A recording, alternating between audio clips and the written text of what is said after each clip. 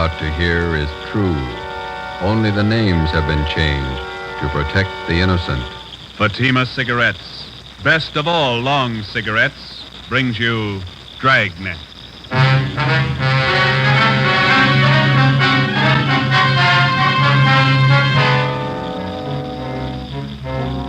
You're a detective sergeant. You're assigned to Juvenile Bureau. A potential killer roams the halls of one of the high schools in your city. Girl students have been brutally slashed by the criminal. Your job, stop him. If you want a long cigarette, smoke the best of all long cigarettes. Smoke extra mild Fatima. Yes, Fatima is the king-size cigarette which contains the finest Turkish and domestic tobaccos superbly blended to make it extra mild, to give Fatima a much different, much better flavor and aroma than any other long cigarette. That's why Fatima has more than doubled its smokers coast to coast. Enjoy extra mild Fatima yourself. Best of all long cigarettes. It's wise to smoke extra mild Fatima. It's wise to smoke extra mild Fatima.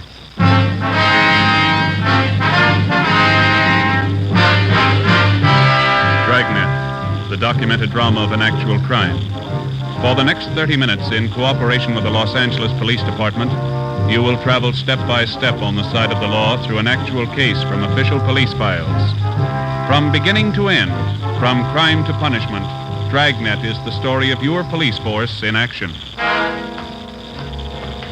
It was Thursday, November 4th. It was windy in Los Angeles. We were working the day watch out of Georgia Street Juvenile Bureau. My partner's Ben Romero. The boss is Captain Bowling, Commander Juvenile Division. My name's Friday. It was 2:45 p.m. when we got to Charter High School. Main entrance. Which way, Joe? I don't know. We can ask this boy. Hey, son, Yeah? where's the principal's office? Straight down the hall. Last door on the left. Thank you. What's all the noise about? Football rally. We're playing Piedmont today. Probably lose. Can't beat confidence like that.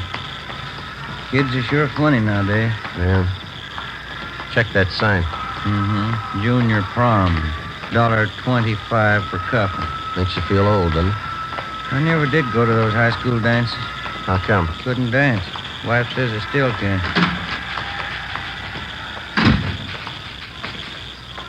Yes, sir? Like to see Mr. Chase? Could I have your names, please? Romero and Friday. Oh, yes, he's expecting you. You can go right in. That door there. Thank you, ma'am.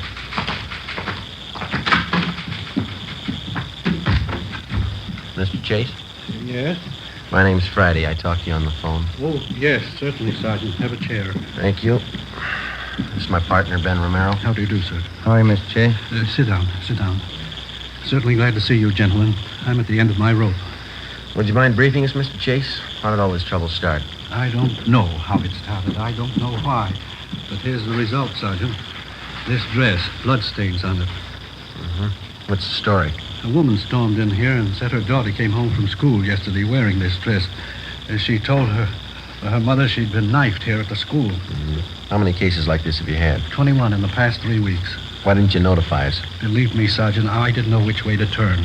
When I first learned about these knifings, I wanted to call in the police, but some of the girls who'd been cut, the parents didn't want it reported. The publicity, the notoriety, they didn't want it. Hope you realize, Mr. Chase, that it's a pretty serious business. Believe me, I did realize. What could I do? The knifings had to be stopped. The parents didn't want them reported. I've tried everything humanly possible to find out who's responsible. What have you tried, Mr. Chase? Well, I called on some of the older students from the Boys' Council. I placed them all over the grounds of the buildings and told them to keep an eye out. No results, huh? The knifings have gone right on. This past week, they've even gotten worse. Oh, that reminds me. Just a moment, please. Yes, Mr. Chase? Doris, would you get Jim Travers, please? Have him come to my office right away. Yes, Mr. Chase. Travers is head of the Boys' Council. He helped organize the system of guards. He might be able to give you some information. You said a minute ago that the situation has been worse this past week. You mean the knifings have gotten more frequent? More frequent and more serious. One girl was cut very badly this morning. She had to be sent home. Are most of these girls cut in pretty much the same manner? The school nurse treated some of them. She says it looked to her as though the girls had been slashed with a very sharp knife, probably a razor. Is there any definite time pattern to these knifings? All of them happened between periods when the students change classes. The corridors are pretty well crowded, and That's why it's so difficult to pin it down to any one person. I see. How about the victims themselves, Mr. Chase? Is there any set pattern there? That's what has me frightened. How do you mean? Most of the victims are rather pretty girls. Whoever's doing this seems to have a preference for them. It's frightening when you think of what kind of mind the person must have. It's a little more than frightening, Mr. Chase. Huh? The person with a knife must be a mental case, probably a dangerous one. I don't think he's going to be satisfied with just knifing the girls. Killing? Possible if we let it go much longer. You wanted to see me, Mr. Chase? Come in, Jim. I would have come sooner. I was tied up with a rally committee. Jim, this is Sergeant Friday and Sergeant Romero, police officers. Right, Jim. They're here to investigate the knifings. I thought maybe you'd be able to help out with some information. Well, I still have the fellows on the council watching the corridors. We haven't seen anything yet. Well, do you have any time after the rally, Jim? We'd like to have you show us around. Okay, Sergeant. Is the school nurse still in her office? I'd like to talk to her, too. I think so. Jim, when does Miss Wesley go home? 3:30 on Thursday, Mr. Chase. I'll tell her to stay on a few minutes. That's fine. We'll meet you outside the office here, huh? Okay, I'll see you later then. Right. The school out for the day? Yes, it is. Guess we'll have to wait till morning to interview the victims. The first class is at 8 o'clock. I'll have the girls assemble in the classroom next to my office. All right, Mr. Chase. Thank you. I'll be right back, Doris. See you gentlemen out. Looks like the rally's just breaking up, huh? 3 o'clock now. The game's at 3:30. The kids certainly jam up the corridor. Come on, come on. Let us through here. Let us through, please. All right. The rest of you go about your business. Go on now. What's the matter, young lady? What's the trouble? Patty Larson, she's fainted. What's the matter with her? Look at her dress. It's covered with blood. An ambulance was called, and the injured girl was taken to Georgia Street Receiving Hospital, where she was treated for a cut on her right forearm and a deep slash across her hips. She was not in serious condition. It was the doctor's opinion that the wounds had been inflicted either by a very sharp knife or more probably a razor. A detail of plainclothesmen were dispatched to Charter High School to keep the grounds and quarters under strict surveillance until further notice. At 7:30 the next morning, policewoman Lorraine Jensen, Ben and I met at the high school with Principal Chase and Jim Travers, the head of the boys' council. By 9 a.m., all of the 21 knifing victims were assembled in one of the empty classrooms. Policewoman Jensen outlined our plan of questioning. May I have your attention, please? This isn't going to take very long, girls, but I will have to ask you to cooperate with us. Try to remember every detail of the time and the place that the knifings occurred. Do you all have a report form to write out? Yeah, they're all set. We'd like to have you write 3 things. First, exactly where you were when you were injured. After that, write the date and the time. Make that just as close as you can remember. I don't remember. Do you not going to know what to write? At the bottom of the page, write the name of the person you suspect might have cut you. Your answer will be kept confidential. Please don't compare notes with the girl next to you. We want your version, not your neighbor's. Sergeant, Yep, Driver? 5-minute warning bell. Yeah, okay. All right. Yeah, Joe. There's a recess coming up. We want to check the quarters. Can you make out alone for a little while? Sure, you two go ahead. We can check the slips when you get back. Right. Let's go, Ben. Yeah.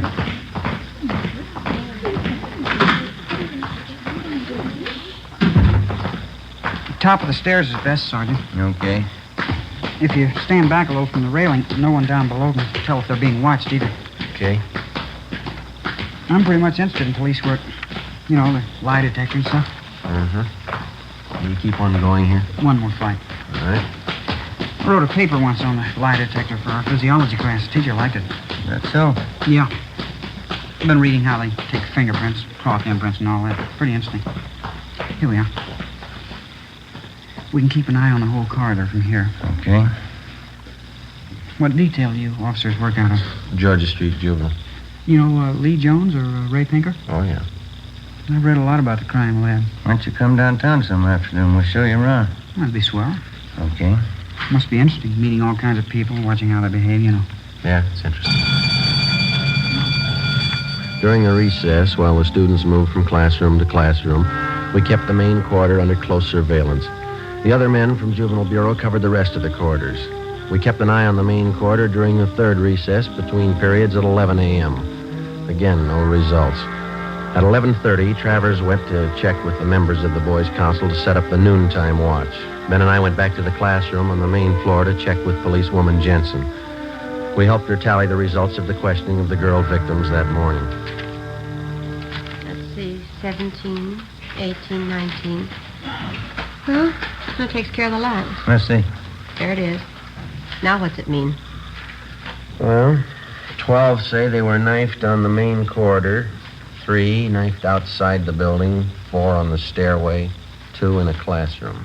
The times they list. Doesn't look like there's any pattern there. How about the suspects that they wrote down? That's even got me beat. We've got more of them than we have victims. Here. There's 4 pages of names.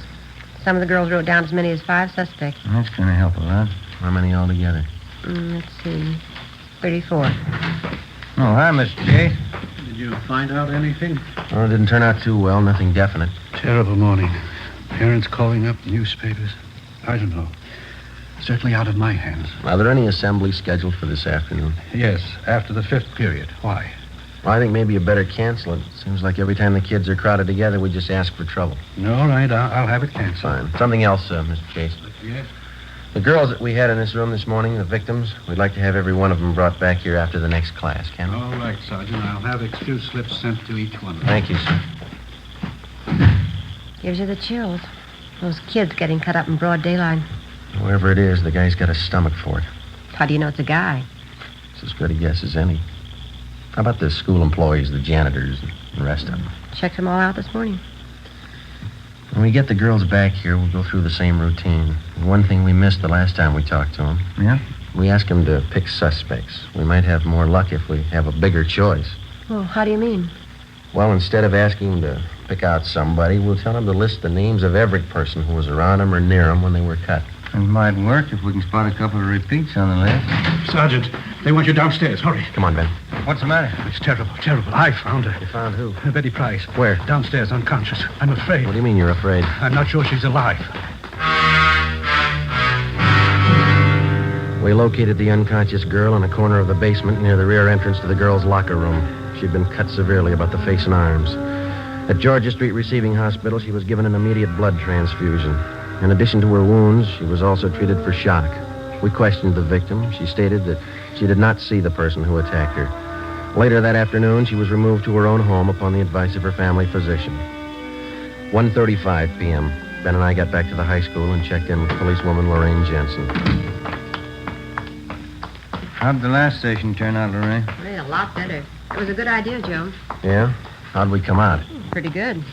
Yeah, the list they made out. 21 of them. Uh-huh. Each girl listed an average of 8 persons around her at the time she was knifed. Yeah? There's one name that occurs on 19 of these 21 lists. Here, Joe. Jim Travers.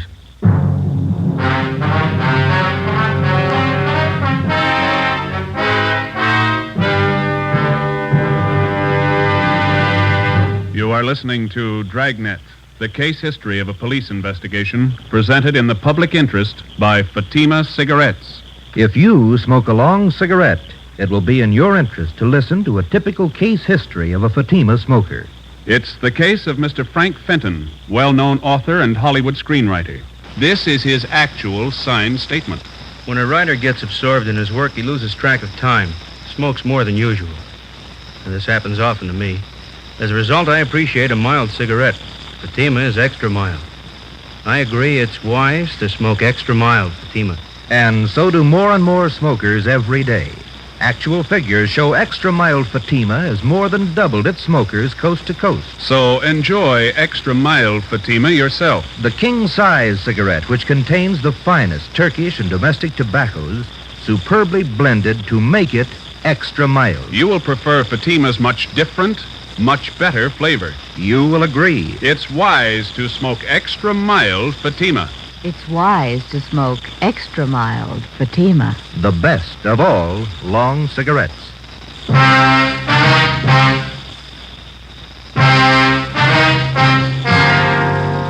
Friday, November 5th, 1:45 p.m. Ben and I started checking on Jim Travers.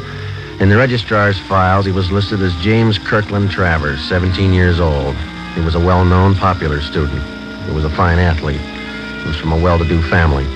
His father was the head of an engineering firm. His mother was from one of the oldest families in the city. During his 3.5 years at Charter High, Jim Travers had maintained close to an A average in his studies.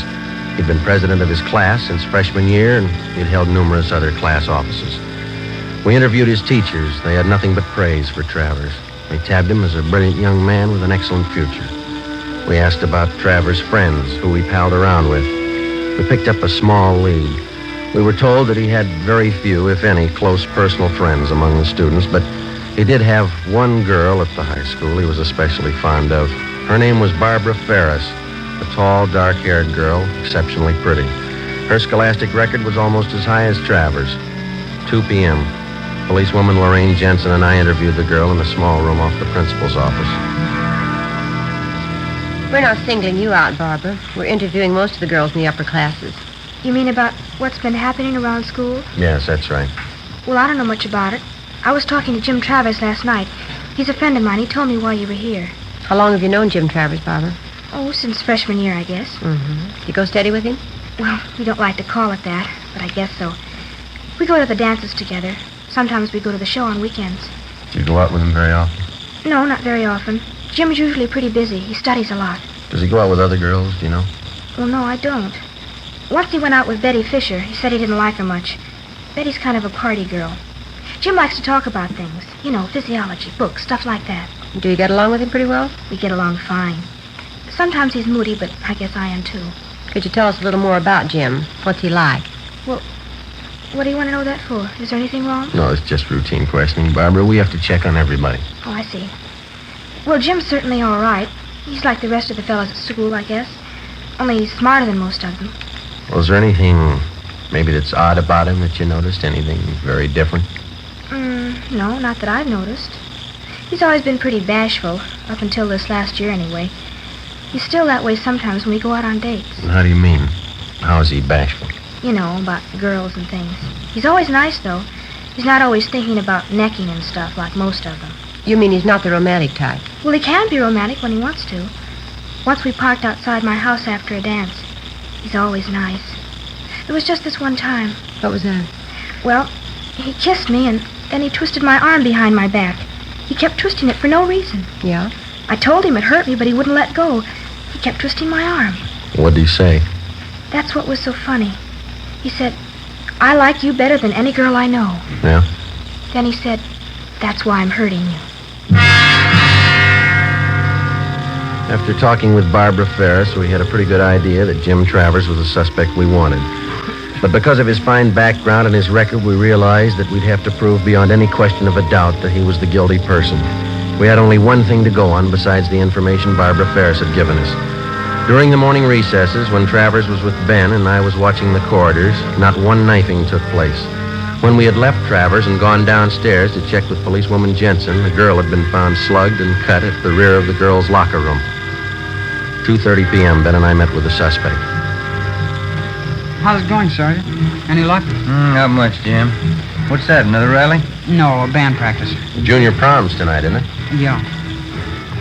You talked to the girl who was knifed downstairs, huh? Find out anything? No, not much. You want to stick with us this afternoon? I think you might be able to help us out. Sure. I've got the fellows on the council standing by if you want them. Fine. Let's go outside, huh? Got something to tell you. Sure, okay. We can go out this way.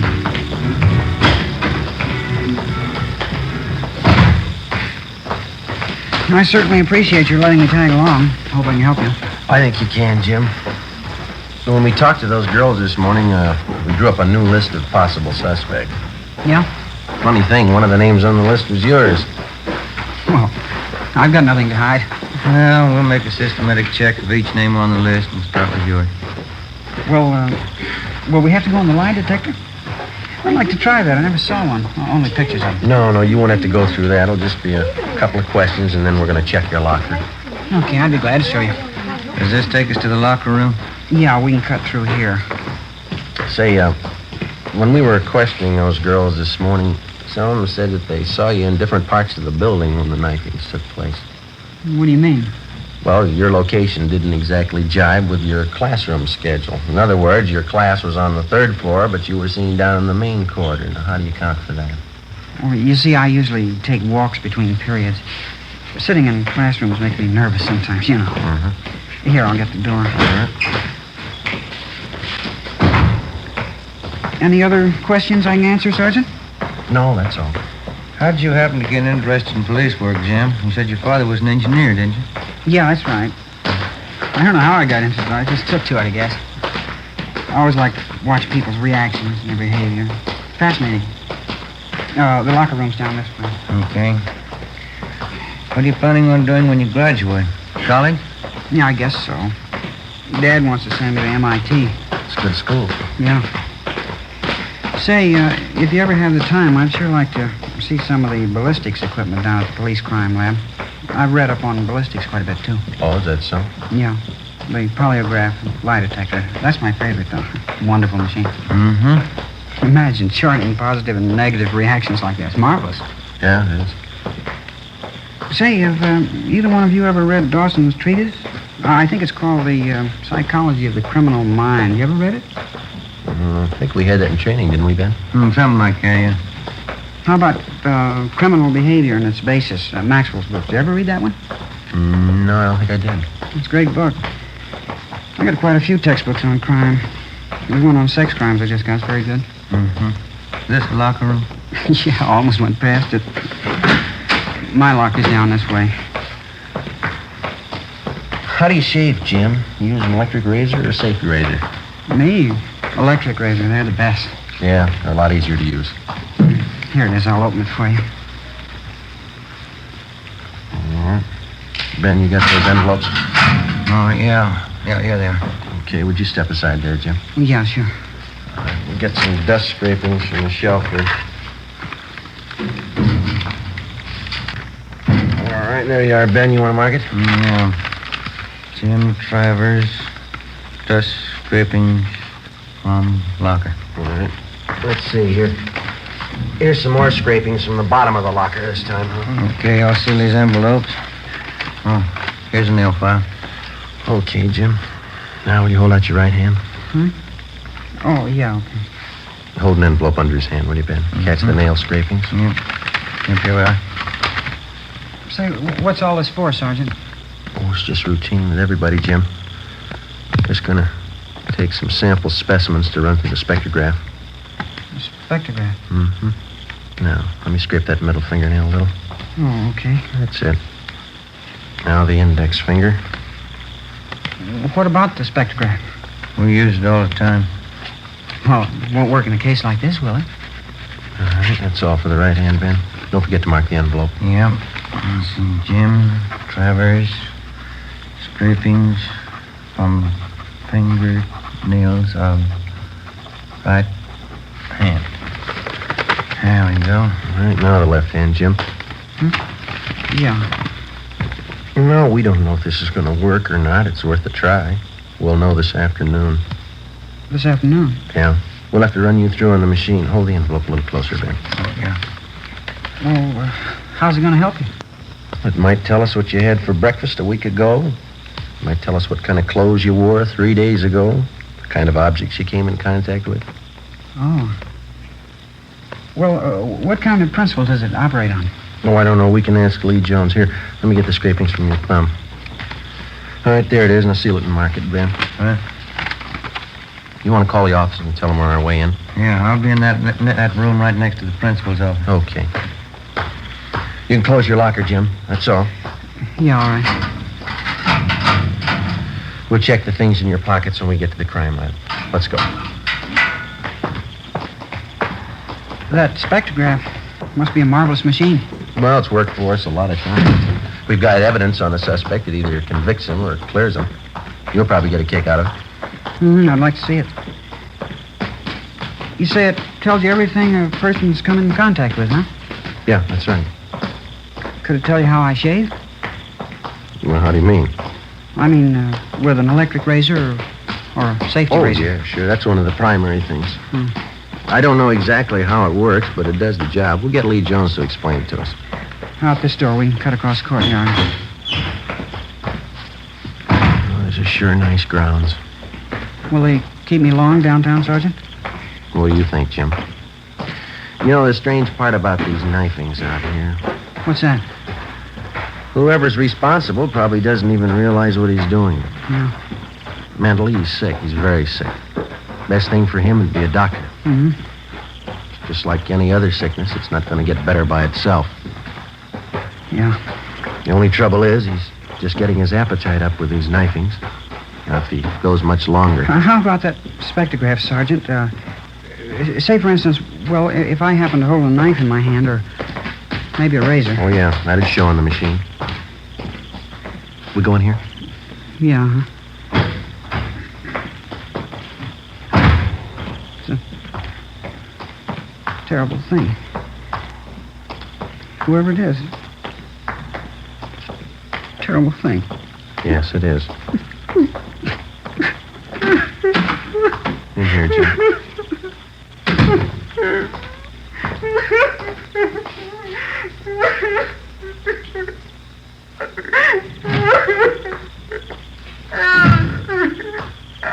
Joe, how's it going? I think he's ready to tell us. Hope so. I expect the graph won't.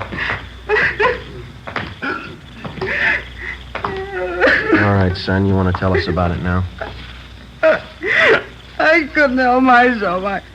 I had to do it. I had to. I couldn't sleep. I couldn't study unless I did it. I couldn't help myself. You're responsible for all the knifings, are you?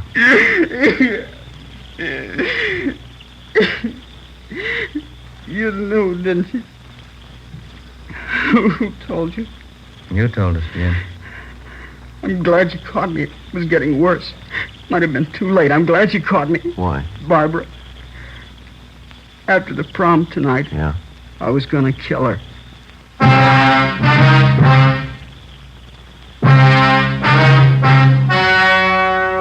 The story you have just heard was true.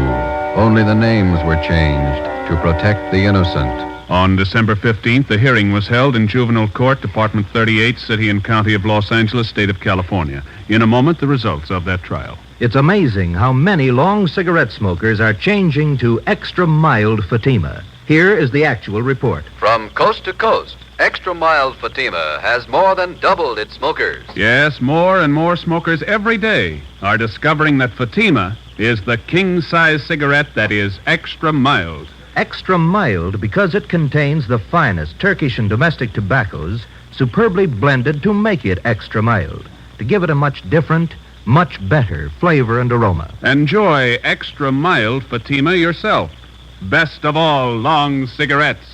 It's wise to smoke extra mild Fatima. It's wise to smoke extra mild Fatima.